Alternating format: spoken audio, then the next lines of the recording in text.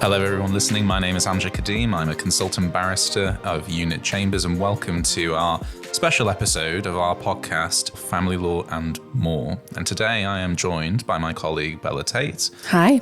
Who's consultant barrister, and our CEO and senior consultant barrister, and might I also add, Family Law Barrister of the Year, Lisa Edmunds. Hi guys. So for our listeners, I'm going to be full transparency. We have called a bit of an audible and we are going to do an interview with Lisa. We'll put her in the hot seat quick and hopefully not painful to get some information from the Family Law Barrister of the Year. What the listeners can't see are the daggers that I'm throwing towards Amjad and Bella. But I'm here, so let's go. Let's rock and roll. So Lisa, obviously, in terms of the listeners that we have on the podcast, perhaps they won't have known you or have an introduction to you. So could you just give us a bit of an understanding of now, of all the years that you've now done in the job, what is it that motivates you to keep on going? Clients, you guys, making a difference. Yeah, how so? I think it's quite special, isn't it, that you're welcomed into someone's life at a point of crisis and they don't know you, but you very quickly try and establish a trusting relationship where they then lean in and onto you to try and make a positive difference to whatever's going on. And I never take that for granted. And I think, years in now, it feels more rewarding than ever. Maybe because actually I've been through it myself. So you guys know that, got 4 kids, went through a messy divorce, and probably that was a bit of a key moment for me realizing actually how shit it can be on the other side of the table. Yeah. So in terms of the work that you've done recently, so in the last couple of years, what do you think is the standout, most interesting case and why? Yeah, I think that's a tricky one to answer because without sounding weird, what might be of interest to me and what sort of excites me to people outside of our field would probably be quite worried with the answers. This is a safe space, don't worry. Safe space broadcast live to the masses. Yeah, I think, I've had one case recently that has kept me up because sadly after a contested hearing, the mother killed herself. That happened a few weeks ago. And I've had a few cases over the years where something traumatic has happened. So I think, that's caused a lot of reflection. Mm-hmm. I think I've had a lot of frustrating moments as well where I know a different outcome was achievable, but trying to sort of sometimes you've got to choose your battles, I think. And so cases where the one I'm thinking of, this dad I represented had no contact for almost 18 months. It was a case coming out of COVID, so we had all the backlogs. Mum had made a serious allegation of rape, and it was apparent that evidentially she was never going to get home. And Dad's case was that this was a fabricated allegation to simply block the relationship because the allegation was made at a time he started a new relationship. Mm-hmm. So we get to fact find his parents have remortgaged their house to fund his litigation, which at that point was sort of ballpark 30,000. Yeah. And I kid you not, it's day one of a 3-day listing and we're walking into the courtroom to start. And my oppo says, we're not proceeding with the allegation. Mm. And I was so cross for that family, for what advert, if that's the right word, but what it said about our system. And I said to the judge, you can't just let this go. There's got to be some accountability here, whatever that might look like. And the judge wasn't interested, and I understand why, because it was very much, how do we move forward? Yeah. And so at 9:00, he was facing this rape allegation, and at midday, he left court with a shared care arrangement 50-50. Oh my goodness. And he'd That's waited crazy. 18 months to get there, not seen his son during that time, and his parents were 30,000 in debt. So That makes it sound very miserable and depressing when I've just said those two cases. I think, again, this is what probably sounds weird. It's those experiences that I thrive on, because I think that's where I then have my own personal progression. Mm-hmm. You know, the wins are nice, and those celebrations with the clients where you've helped them get over the line, and you give yourself a pat on the back, and you need those highs because the highs are high and the lows are low. So you got to, have that equilibrium. But I think that the lower moments are the ones that you take away, and you do that reflective work, and you think about what would I do different next time, etc. So it's like pushing yourself out of your comfort zone is where you learn the most, but you will likely be uncomfortable in that moment as well. I feel this is now turning into a bit of a therapy session.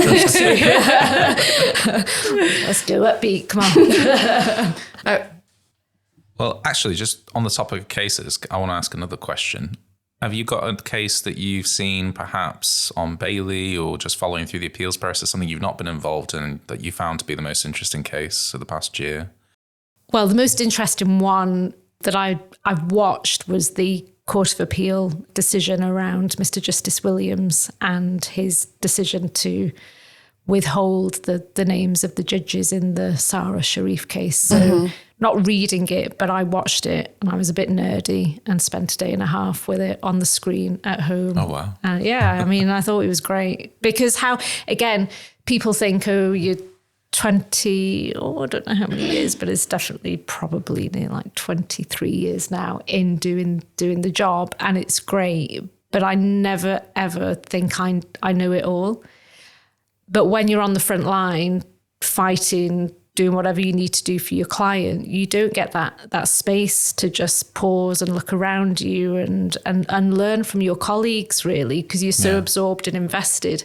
So I actually find that a really great way to have the opportunity to listen and watch and learn from others. So especially on topical issues as well, in terms of what that case was about, and just trying to understand the discourse surrounding the issue of naming judges, and that was what the topic was, but also how your colleagues in the bar present those issues as well, don't they? Yeah, absolutely. I mean, you guys know I'm nerdy and always reading judgments and pinging them out. Mm-hmm. So I think there's a lot of interesting movement going on, but that's probably conversation for another day. So if you were to give the family court a health check right now, what would your diagnosis or summary be? Oh, gosh. I think, we're doing okay. I think it's really important to frame conversations about where there may be room for improvement with positivity, and allowing people to feel valued and that they are making a difference, but also creating that environment where you can look at, but how do we make things better? How do you become a better version of yourself? And I think sometimes when you sort of come in to offer some feedback on what isn't working well in the family justice system, you very quickly get people getting defensive and prickly because they see it as an attack. And I get that. But I think that's where we've got to just change the language and the way we have those conversations and be a bit more open. So with that build up in mind, I think we need to become more effective and efficient in what we're doing. And I think that has to involve looking at how a case is run from start to finish. So you guys know I've been saying for a long time, the way we receive the final version of the court bundle, we get it far too late. Yeah. So the expectation that we can then properly prep has a bit of a question mark, but we all do properly and fully prep. We would not go to court doing anything less than that. Mm-hmm. That then has an impact on us in terms of our well-being, our sort of life outside of work, if you've got caring commitments, anything like that. So you need to rewind, I think, and there needs to be better enforceability as to compliance with directions and getting the court papers in. So that would be something I would flag that would benefit us, but also then cascade through. Mm-hmm. I think then in terms of that efficiency and effectiveness, people need to come to court fully prepared and ready to engage in all issues. And I think sometimes there's this attitude of, we're only listed for an hour, so we've not got time. So I think there could be a change in that attitude. And I know the court has to have a list to get through the management of the cases that day. But we all know a lot of what we do happens actually outside of the courtroom. So there could be scope for shifting our mindset that just because it says it's listed for an hour, we're actually going to be there longer, which means we turn up ready to roll our sleeves up and keep going until we've made some real progress. I also think too often everything that is in dispute and issue is just sort of kicked off down the road to a final hearing. And I think actually if the resources could be made available for judges to engage in interim hearings, it actually would reduce possibly the necessity for a final hearing, certainly reduce the length of time for a final hearing. I think for families, create opportunity for more positive changes happening sooner rather than later. So I think it's having those conversations, but it's dependent on so many people. Not too sure who really sort of pulls everyone round the table that needs to play their part in how there might be this sort of cultural shift. Yeah, I do think the idea of having sort of multidisciplinary meetings with people to have these discussions is really good, because we work with psychologists, with social workers, we get GP notes, we get police disclosure. And if there were conversations about how it could all work better together, and like telling GPs what we actually want when we're asking for those letters, how often we get the full GP notes and we're like, that's not what we asked for, and it's not helpful. You know, the multidisciplinary working would really help all of those things if moving forward in a better way, and more logically and more effectively as well. Let me ask you, what would be your diagnosis? I think, it's so easy to critique, and I think there's lots of areas that better things could be happening in. I think private law's got a big microscope on it right now in terms of, can we do better ADR work with private law disputes, and how much space is it taking up? That's all very much being discussed. I think that, like you have said, one of the big issues that we have is sort of the mental health of the bar and how well we're working together. I think that is something that could be improved, just how we speak to each other and how we deal with each other, how we deal with the pressures of the job, which are huge. For sure. And it doesn't help a case when you've got barristers ripping chunks off of each other. And, I just think there could be a better approach to how we look after ourselves. I know there was a whole episode on well-being that I wasn't on, but I do think that is a big part of a diagnosis. There's a toxic element created. And that doesn't help a case. Like, we all know when we're on a case that's got really high tensions, but your oppo's lovely, you're like, oh, okay, even though this is really difficult, we'll be able to get through this and to probably do some good collaboration to help us get to a better outcome for this child. If we could do that on every case, that would help so much. And it doesn't feel like that happens on every case. I don't know, maybe half of the cases I have a really good vibe, and half of the cases it is either a not good vibe or a nothing vibe. So I think that would be my one area of improvement. Amjad? I think my headline point would be that time is not on our side. And I think that's something that applies to pretty much, you could probably say, a lot of key players in the family justice system. Time's never on the side of social workers or judges or practitioners or anybody else really kind of like working in that kind of sphere. And that pervades and has a big consequence, I think, on a lot of the cases. So like in public law proceedings, have to get everything done in 26 weeks. Parents need to make change within that deadline, or if they don't, it sometimes doesn't come the right outcome. Time's never on the side of judges because they've got these huge lists that they have to kind of get through. I mean, even just like speaking on the private children law sphere, I honestly think that, one of the most important hearings in a private children law case is the FEDRA. Yeah. And you should have been on our earlier podcast about Kafkas. and I just think there are so many problems with the way that hearing goes, and it if it goes down a direction which perhaps is not conducive and helpful to a family, it can sometimes have wide-ranging consequences going forward.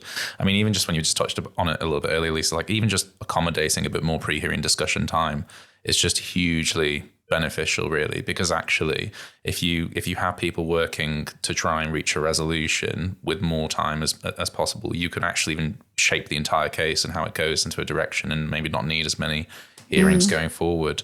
So advocates meetings for private law. Yes. Yeah. That's always very helpful there. So I think that it's, and if you actually had to give a kind of like autopsy of why it's the case, it's probably due to resources, but that doesn't detract from the fact that those are the present problems that we're dealing with in the family justice system. So yeah, that's my health check on it. Man, you flipped it on us, Lisa. This was supposed to be you in the hot seat. I see what you did there. Okay, so a little bit about what's happening now and has happened. What about what's coming down the pipeline? What do you see as the big, exciting things to be looking at in family law to get our teeth into? I'm not too sure there's anything new on the horizon, really. I think it's just a continuation of those initiatives that have been around for a while. So, for example, private law, there's obviously a drive around ADR, pathfinders, finding different routes out of the court arena. You've got transparency, which continues to be a very topical conversation, which I think now has a lot of judicial support. So I think, we're going to see a bit more engagement with that. But I don't really see anything new coming in for 2025 with children cases, other than we touched on it before. I think in private law, cost consequences are going to become more topical. I think there's going to be more parties coming in saying, put your money where your mouth is. I did it a couple of weeks ago and it worked. We turned up for a FEDRA. Parent A was making an allegation of arson. Parent B said, not true, and you don't have the evidence. I was saying for parent B, summarily dismissed. The judge said, well, it's a FEDRA, don't actually have any evidence at the moment because none has been directed. So I'm going to direct evidence. Okay, judge, well, if we're coming back, I want costs reserved because parent A does know, sat here in front of you, that she doesn't have the requisite evidence. And the judge agreed with that. And then 2 days later, solicitors get correspondence saying, going to withdraw the allegation and can we reinstate the arrangements? And I think that just gave me some confidence that what I was sort of feeling as incoming actually can have a positive effect in practice. I understand people are going to be cautious about costs because it runs the risk of satellite litigation. It runs the risk of compromising real and significant issues being looked at by the court. But I think ultimately the court can referee and regulate that to make sure that the right decisions at the right time are taken. So, yeah, I think that is something that I'm certainly interested in sort of developing as part of my practice this year. I think the last question I wanted to ask you is that you've done the job for a long time. Very long time. Very, very long time. And obviously you have been exposed to the newest and latest generation of barristers. Is there anything particularly about this new generation that you've been particularly impressed with or are you quite enthusiastic about? Or scared about? Well, I'll make it a bit more personal whilst I sort of feel my way through where I'm going with my answers. So again, my 4 children range between 17 and 23. So definitely in the ballpark of that new generation. I think there are elements of, well, there's definitely a lot of positives because they see things differently. There's an energy, the use of tech, they are just completely open-minded. And I think you need that, because if you've not got people on your team that see where that might take you, you just become stale and you're going to be sort of then behind everyone else. So that's really good. I think they have the ability to be heard more than what maybe was the case, for example, when I was coming into the profession, that sort of hierarchy, you put in your place, you do as you're told. So I think they've created a movement around that to be, well, no, actually, it's an inclusive environment. I deserve to be heard. It's up to you what you do with, my view, but at least let me sort of speak out. Again, from the female perspective, a lot of positive changes around opportunities for women. I think if I was being really honest, and again, I'm just going to sort of anchor this around sort of my kids, and they won't listen to this, so it's fine. So I'm just going to go for it. Sort of work ethic sometimes, and I might just be a bit deluded, but if you want to achieve something in life, you've got to work hard, you've got to be consistent, you've got to put the time in. Mm-hmm. I think some of, the new generation pushing through think it's just given to them. So I try and sort of instill good work ethic, because I think that is a standalone factor independent of creating fairer, more equal opportunities, for example. You've still got to work hard. And I think the other area that maybe where I sort of have those difficult conversations with my kids, where I think there's room for improvement other than work ethic, is attitude. And again, it's a balance, isn't it? Because I think it's to be celebrated. For me, sort of hierarchy, establishment sort of environments are not what they once were.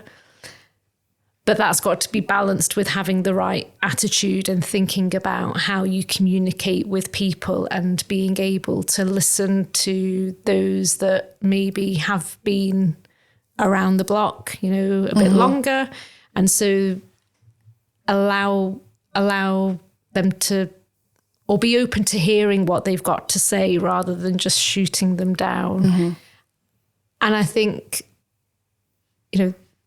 I was there, when you're young, you're just passionate, you know it all. I think that's probably a bit of an inherent quality with a lawyer, isn't it? You don't know what you don't know. Yeah. But I think it's communication, relationships, and you guys know that I always bang on about that. That's what is important. Never lose sight of that. And I don't know if it's COVID, if it's, maybe home working more than being in a sort of office environment, for example. Worry that they're not building those skills to have longevity around healthy relationships, lines of communication. So again, therapy answer to that question, isn't it? And a lot of positives, a lot of energy, a lot of enthusiasm, but just got to be nurtured, I think, in the right way. Yeah, I think cooperation is such an important thing to think about, because everybody has something to bring to the table. Yeah. But you also have to listen as well as speak. Yeah. Be receptive to wisdom. Yeah. Yeah. I'm very receptive to your wisdom, Lisa. I'm very regularly calling you for your wisdom. but it is reciprocated, because people will say to me, why do you do it? And I learn so much from just having conversations with you guys, listening to what you're doing, how you approach it. And even though I get lots of calls about, sense checking how a case is being approached, what happens 9 times out of 10 is that I'm not giving you guys anything. I'm not answering the question. You're just talking out loud and talking through it, and you actually arrive at a settled decision. You're just checking in on your own judgment. But that's so great for me, isn't it? Just being able to absorb all that sort of learning and analysis that you're doing just in the moment. So I think it's great just having one mouth, two ears, isn't there? There's a reason we've got 2 ears. You just got to listen, and you learn so much from listening. I think the value of listening is maybe misunderstood sometimes.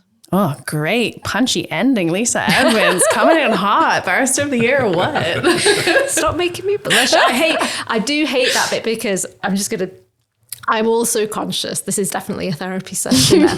I'm also conscious that, with everything that I've done, there's lots of people out there that, I'm not going to use the word hate, but, don't like me. And I'm like, really cool with that. That's them, not me. And very much sort of turn their shit into my fuel. Very much sort of got my head around that now.